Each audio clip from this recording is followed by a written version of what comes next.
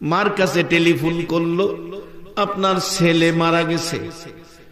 এই খবর টেলিফোন দেওয়ার আগেই ছেলে মারা যাওয়ার সাথে সাথে বলুন মার কাছে খবর আইছে কিনা? মা বিছানায় শুয়া শুয়া রে মা কান্দে। আশপড়শি মানুষগুলো জড়ো হইছে, প্রশ্ন করে জিজ্ঞেস করে কেন কান্দেন?